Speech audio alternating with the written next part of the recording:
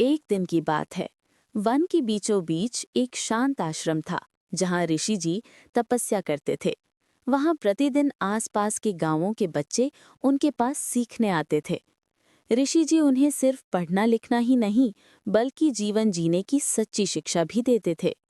एक सुबह जब सूरज की किरणें पेड़ों के बीच से झांक रही थीं, बच्चे ऋषि जी के चारों ओर बैठ गए। ऋषि जी ने मुस्कुराते हुए कहा, बेटा, आज मैं तुम्हें भगवत गीता का सार सुनाऊंगा। ये पुस्तक भगवान श्री कृष्ण के वचनों से भरी है, जो अर्जुन को युद्ध भूमि में मिले थे। ये केवल युद्ध की बात नहीं करती, बल्कि जीवन के हर संघर्ष में राह दिखाती है। एक छोटा बालक बोला, गुरुजी, क्या गीता हमें भी युद्ध करना सिखाती है? ऋषि जी हंस पड़े, बोले, नहीं बच्चा, गीता हमें अपने मन के युद्ध को जीतना सिखाती है। जब आलस, क्रोध, ईर्ष्या और भय हमारे अंदर आते हैं, तब हमें श्री कृष्ण की सीख याद रखनी चाहिए। कर्म करो, फल की चिंता मत करो।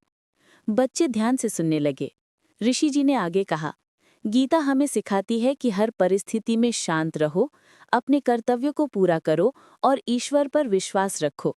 जो व्यक्ति मन पर विजय पा लेता है, वही सच्चा वीर कहलाता है। एक और बच्ची ने पूछा, गुरुजी, अगर हमें डर लगे तो क्या करें? ऋषि जी ने आकाश की ओर देखा और बोले, डर केवल अज्ञान का परिणाम है। जब तुम्हें विश्वास हो कि भगवान हमेशा तुम्हारे साथ हैं, तो कोई भी डर तुम्हें छू नहीं सकता। फिर उन्होंने बच्चों को अंतिम उपदेश दिया, गीता सिर्फ एक ग्रंथ नहीं, बल्कि जीवन का मार्गदर्शन है। इसे रोज थोड़ा थोड़ा पढ़ो, सोचो और अपने जीवन में अपनाओ।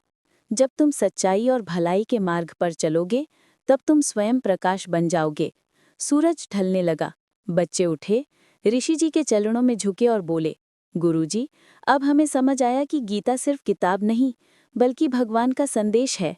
ऋषि जी ने आशीर्वाद दिया, जाओ बच्चों, अपने जीवन में गीता के ज्ञान को दीपक बनाकर रखो।